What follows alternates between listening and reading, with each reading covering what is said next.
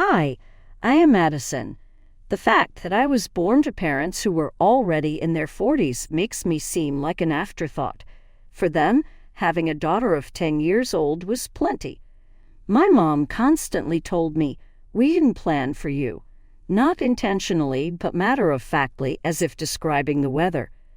She was going to say more, but she would suddenly trail off and leave off the part about how your grandparents were so insistent. I was brought here to make it official. My parents were hesitant to have another child, but my maternal grandparents persuaded them to do it. With the hope of having a second grandchild, they were ecstatic. On the other hand, my parents saw me as a burden they hadn't necessarily requested. Upon my arrival, I found my sister Sarah well into her adolescent years. She exhibited neither harshness nor malice. For all intents and purposes, she ignored me. In one corner of our living room, I played with my dolls while she sat on the couch, obliviously talking on the phone about guys and college applications. Mom would insist, "Sarah, honey, make sure you put your SAT study materials in your backpack," before she would go on to another task. While all was going on, I waited at the kitchen table for someone to see that I was sitting there and needed assistance with my schoolwork. Help was infrequent. Rather, my parents established a pattern that molded my upbringing. They would take me to my grandparents' place first thing in the morning. As he got ready to go for work, my dad would tell my grandpa, "You wanted her?" while his keys jingled in his hand. "She's all yours."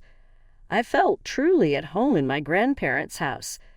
They collected me from school, assisted with my assignments, brought me to the park, and ensured that I was well nourished and looked after. It was only very late at night that my parents would arrive to get me. They would appear exhausted and just a little bit irritated that they had to travel all that far. My grandma would always tell me, "Madison, you're the best thing that ever happened to us," as we embraced each night. Enshrouded in her comforting arms, I could nearly lose track of time when we were together. From one year to the next, this trend persisted. I figured out how to get by in life as an afterthought at home while my sister got ready for her promising future. However, the affection of my grandparents remained firm and unchanging. What it means to be genuinely cherished was something I picked up in their home. While we worked on my arithmetic homework, my grandpa reminded me that sometimes the best things in life aren't planned. The words stuck with me.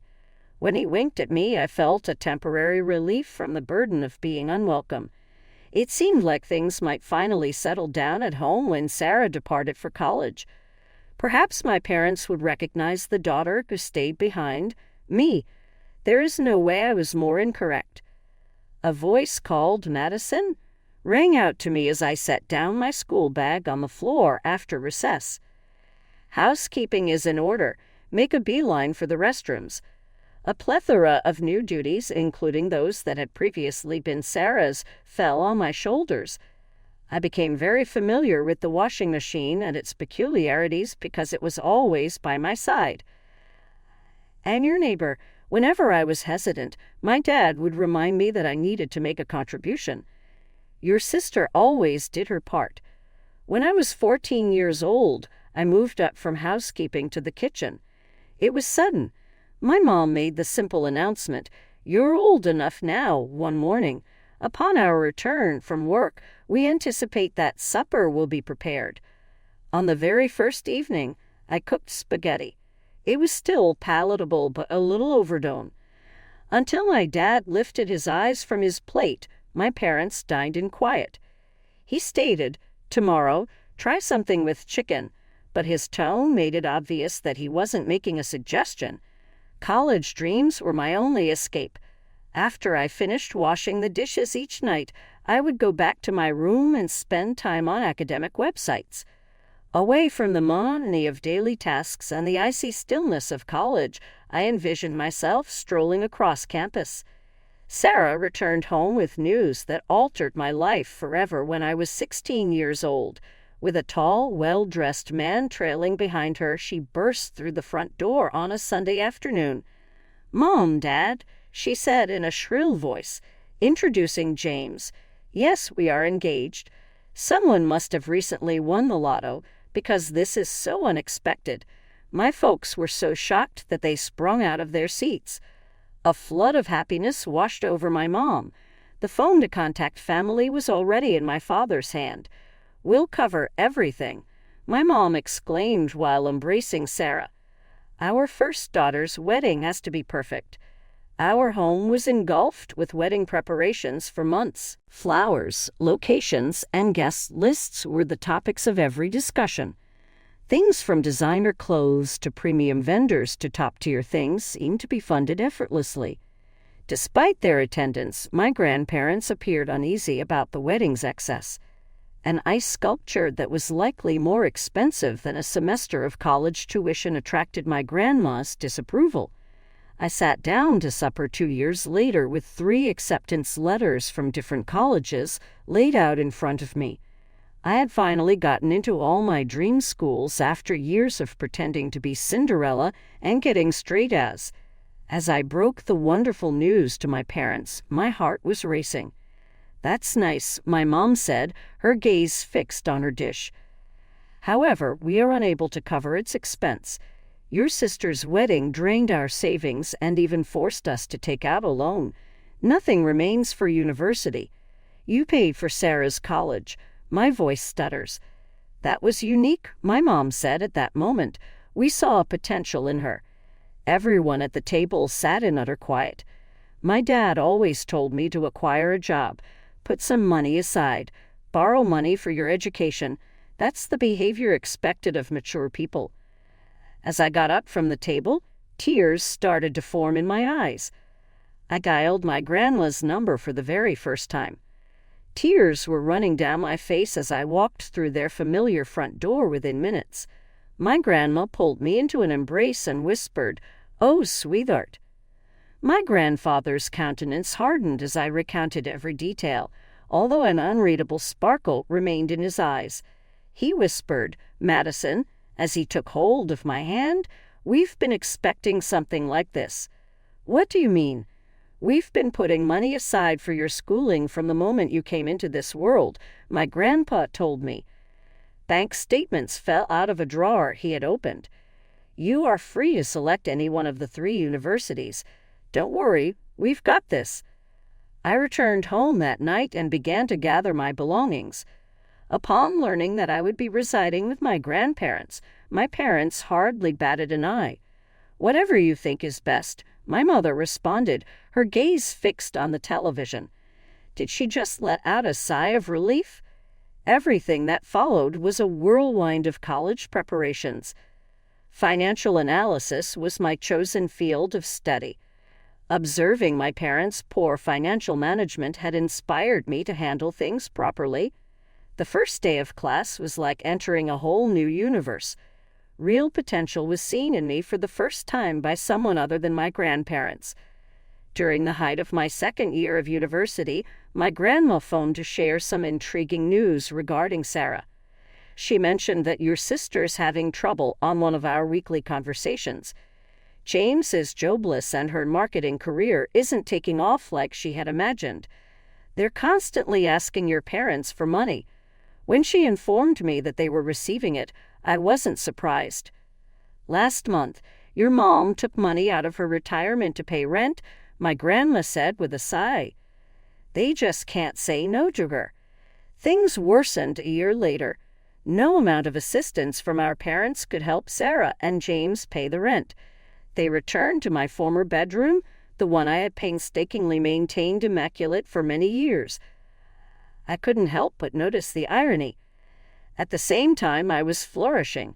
My instructors set me up with internships at prestigious financial firms where I worked on my ability to solve complex financial challenges. With the completion of each difficult task, my conviction that I had made the correct decision grew. You've got a natural instinct for this, my boss at Morgan Stanley informed me at my performance assessment. We'd love to have you back next summer. With the exception of phone conversations with my grandparents, I buried my head in my work and paid close attention in class. While I was a senior in high school, I paid them a visit and could see right away that something was up. My grandfather, who is normally quick with a joke, sat quietly in his armchair, and my grandmother's usually warm smile appeared forced. Unspoken words weighed down the house. "What's wrong?" As I observed them rearranging their food on the dinner plate, I posed the question. And you can't dismiss it as insignificant. I am familiar with both of you. I recognized the glance they exchanged. It was the one that always seemed to indicate they were attempting to shield me from harm. My grandpa finally talked. "Your parents dropped by to see us last week," he remarked, his voice betraying excessive wariness. "They wanted their inheritance early." "What do you mean?" "My fork is abandoned." "They're having problems with the banks," my grandma told me. "A plethora of loans and credit card balances. In order to stay out of bankruptcy, they said they needed $200,000, and you gave it to them." I lost control of my voice as I expressed my displeasure. Grandpa gave a subtle nod. "Madison, that was necessary. In spite of everything, they are still our daughter and son-in-law. It was most of our savings." "Most of your savings." I lost my cool. After everything they'd done, after how they'd enabled Sarah's irresponsible behavior, after how they treated me, they had the nerve to demand money from the only people who'd ever truly cared for me. It was all because they were unable to control their own spending or refuse Sarah's advances. Following graduation, all of my efforts were rewarded. I was able to secure a position at a prominent financial firm in the city thanks to the excellent references from my professors and my impressive internship experiences. I could never have imagined earning such a high starting pay. The one-bedroom apartment I located was simple, unadorned, and secure. I was thankful every morning that no one but myself needed my breakfast. When I plunged myself into new challenges, my career took off, and I got promotions and bonuses that my younger self would never have dreamed of. A down payment on my own house was within my reach within a few years of saving enough. On the day I signed the mortgage paperwork, I kept thinking about Sarah and my parents, who had never been good with money and had never been able to buy a home. I don't think they were aware of my achievement. I hadn't heard from you in years. Next, the call that altered the course of events arrived. A huge heart attack had struck my grandpa. He had already left the hospital when I got there. My grandma, who had spent more than half a century by his side, appeared to lose her luster after that. A little over 2 months after that, she trailed after him. At the funeral home, I was making arrangements for my grandma's burial when I recognized a voice behind me. "Madison, do you want some help with the arrangements?" My mother stood there, appearing much older and exhausted than I remembered. I turned to face her. I was on the verge of telling her to go, but her expression gave me the willies. "Sure," I thought I heard myself say. "That would be nice." In the days leading up to the funeral, my parents started to relax and share more personal details. Their struggles were acknowledged. They had been financially hurt by retirement. My dad admitted to me one afternoon as we were bouquet shopping, "We barely make ends meet." And with Sarah's twins. I was unaware of this. "Yes, little children," my mom said. "They require a great deal, yet what lovely boys. Since Sarah and James are still unable to handle things alone, we pitch in wherever we can." Maintained an expressionless nod. "You can't change some things." We gathered in a wood-paneled office a week after my grandmother's funeral to hear her. We'll read. Sarah and James slumped in chairs next to my parents as I sat across from them. A knife might pierce the heavy tension in the room, which smelled like dusty old documents and furniture polish. After adjusting his spectacles, the notary, Mr. Patterson, started reading with a monotone voice. What followed made everyone sit up straight, unlike the typical legal verbiage. "To our beloved granddaughter Madison," said, We leave our house at 1542 Maple Street and the sum of $150,000. Following this, there was an ear-piercing quiet. Sarah was taken aback. My mother's knuckles became white as she clenched my father's arm. Mr. Patterson proceeded after clearing his throat. And a personal note from Mr. Henderson to his daughter Margaret. He glanced over to my mom. Margaret, keep in mind that we loaned you $200,000 during a time when you really needed it. The note says, we hope you will honor this final decision the way we have honored your requirements. In an instant, my mom's face turned red and then pale. My dad just stared at the floor as Sarah and James looked at each other anxiously. My folks came up to me in the parking lot after the notary had finished and collected his paperwork. Their previously competent approach throughout the funeral arrangements had been replaced with an almost desperate one. Madison, honey, my mom started, her voice quivering. You must comprehend, we kept expecting to be the heirs to the house. That was our hope. My dad mentioned, we're struggling, as he ran his fingers over his gray hair. The mortgage, Sarah's family's expenses, we could really use the house. As I stared at them, memories of my years of unacknowledgement, rejection, and lack of support for my schooling flooded back. Hardly saying no, I responded, that house belongs to me. In the end, that is what the grandparents intended. They persisted in begging as they trailed behind me to my vehicle, but I refused to budge. Additionally, Sarah spoke up about the importance of having a yard for her boys to play in. Nonetheless, I hopped in my vehicle and bolted. The next week, I received a call. The voice on the other end was my mom, inviting me over for supper. She seemed more modest, maybe in the tone of her speech. I consented while it was in my best interest not to. It felt like going back in time when I pulled up to the house where I grew up, except that everything looked worse than I recalled. The gutters drooped, the paint was flaking off, and the lawn, which had been perfect before, was now uneven and overgrown. Though packed, the house was spotless on the inside. James half-heartedly pleaded with Sarah's twin boys, Jake and Tommy, to calm down as they raced around the living room. The boys were adorable. They inherited James's wavy hair and Sarah's eyes. Madison, my mom said with a smile as she drew me into an uncomfortable embrace, we made your favorite pot roast. As soon as I said it, I knew it wasn't my favorite. That's Sarah's favorite. My father finally broke the awkward stillness by clearing his throat. Then why don't you just tell us what you like to eat? Could you please tell us? It was surprising how interested they appeared to be. I was bombarded with questions regarding my employment, residence, and interests while we were eating supper. When I explained my job in finance, they paid attention, even though I could tell they didn't understand a word. One supper sparked another, then another. Very quickly, I was spending holidays with them, shopping for the twins, and even pitching in to help Sarah with her homework on occasion. I found myself volunteering to assist when they brought up the fact that the house needed repairs. I had the roof replaced, the heating system serviced, and the exterior painted. My parents would get emotional every time I sent a check because they were so grateful. You're too kind to us, my mom would tell me while embracing me. We don't deserve this. I would silently think, you're right, because I wanted to believe that people could change, even though I had experienced so much hurt and neglect over the years.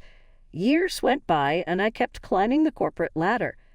Opportunities multiplied with each promotion, and my investment portfolio expanded greatly. My bond with my parents, however, appeared to be growing stronger. I wanted to do something special for them because they were getting on in years. They were both well into their 70s at this point. I've been thinking, I remarked as I watched my father clumsily rise from his chair at one of our Sunday dinners. I don't think this place is still a good fit for you. For your retirement years, I would like to purchase a house for you. Ideally, a single-story home with a lovely garden that requires less upkeep. It took me by surprise when they reacted with tears of delight. We spent the following weeks looking for a house and finally discovered it, a lovely ranch-style property in a peaceful area with plenty of natural light, spacious rooms, and no stairs. My folks couldn't contain their excitement once I closed my checkbook. My dad made it clear that we needed to throw a big housewarming bash. "Let us arrange everything. It's the least we can do." I said that would be lovely, and I intended to give them the instrument at the party. "Just let me know when." Time elapsed. Despite my professional commitments, I couldn't help but anticipate an invitation. I began inquiring about the date when I heard nothing further. By saying, "Oh, we're still planning," my mom would encourage me. "These things take time, as you are well aware. The perfection we desire is our goal," my father would say. "We'll let you know soon." I couldn't help but feel irritated by their imprecise replies. I remember one night, after fielding my mother's phone call once again, that I was on Facebook, searching for Sarah. We weren't connected on any social media, and I hadn't glanced at her profile in years. Just a few hours ago, there it was. "I can't wait till this Saturday when we celebrate Mom and Dad's new house. What a beautiful house. I can't wait to have everyone over for the celebration." Dozens of friends and family members confirmed their presence in the comments section of the post. Pictures showed the decor being set up and the caterers being reserved. This was not an impromptu get-together. Weeks had passed in preparation for this. A little trembling in my palm, I contacted my mom. "Hi, Mom." I spoke in a very informal tone. "I wanted to touch base regarding the housewarming party. Is a date still up in the air?" Her response was a suave, "Oh, honey, not yet. It will likely be in a few weeks. The details are still being ironed out. It is our hope that everyone are able to attend. It would appear that everyone else is wrong." I bought a house that Saturday and parked my automobile a block away. As night fell, sounds of music and laughter filled the air. Dozens of people were milling about outside the house, and I could make out familiar faces among them. Friends of my parents, Sarah's social circle, and relatives. The entryway had been left unlocked. Obviously, it was. Everyone but the house's rightful owner was invited. As soon as I heard my dad's voice, I crept in silently and made my way to the living room. He spoke to a rapt audience and said, "And after all these years of hard work, we finally did it. Bought our dream home. And make sure Sarah is mentioned," my mom interjected with a boast. The down payment was much assisted by her. Her selfless dedication to her parents is quite admirable. My mom made a pointed remark in response to someone saying, "Unlike some people, our younger daughter has been completely unhelpful, likely preoccupied with her work to give a hoot about her loved ones." As the concert began, I stood in the doorway, feeling the heat radiate up my face. In the house I purchased, Sarah's twin boys, aged 7, ran amok among the guests as she grinned at them. To everyone's surprise, I yelled out, "Actually, I think you've got that backwards." My parents' expressions became lifeless. In the midst of the hushed conversation, onlookers fixed their gaze on me. As soon as he regained consciousness, my father yelled out, "Madison?" with a toothy grin. What a surprise! My response was, "I'm sure it is," and I entered the room, especially since you forgot to invite me to the housewarming party for the house I bought. There was complete stillness in the room. Sarah's spouse developed an intense crush on his footwear out of nowhere. "Well," my mom said with a hint of spite in her voice, "what's done is done. It was purchased by you. Now it belongs to us. No one will ever be eternally grateful to you." "That's right," my dad chimed in, his voice filled with assurance. "To be quite honest, you are not welcome here. Sarah and her family will also be staying here, as my mom announced, so it's a big family get-together. They've already sold their house. It's all arranged." Laughter escaped me. a chilly, sharp sound that sent a few visitors ducking for cover. A folder was extracted from my luggage by me. "Something seems to be confusing you," I remarked as I opened the packet, exposing the ownership paperwork and deed. "The ownership of this house is mine. No one ever told me to give it to you. At what I believe to be an appropriate housewarming celebration tonight, I was going to present it to you." Paleness turned to ashenis on my mother's face. A sputtering sound came from my dad. And now I turned to speak to the visitors who were taken aback. "I would prefer that everyone depart. The celebration has over, and this is my home." My mom's voice grew shrill as she exclaimed, "You're not capable of doing this. We're your parents." "No," I whispered softly. "To me, you're nothing more than my parents. My grandparents, who are my biological parents, instilled in me the value of family beyond blood ties. Because of everything I learned from them about money, I am the proud owner of this house, why or not." Sarah, my parents, James, the twins, and all of their guests departed in tears. As they drove off, one by one, until the street was deserted, I observed from the front porch. Their decision to sell their property and utilize the proceeds to purchase an apartment was revealed to me after a few weeks. They brought their twins, Sarah and James, to live with them. I disabled their numbers, emails, and social media accounts, but they persisted in trying to call me for weeks. "Is it the dwelling?" Months later, I deposited the proceeds into my bank account after selling it. I made a pact with myself that when the time comes for me to have a family of my own, my children will never have to work for my affection or consideration. Like my grandparents loved me, I will love my children equally and without condition.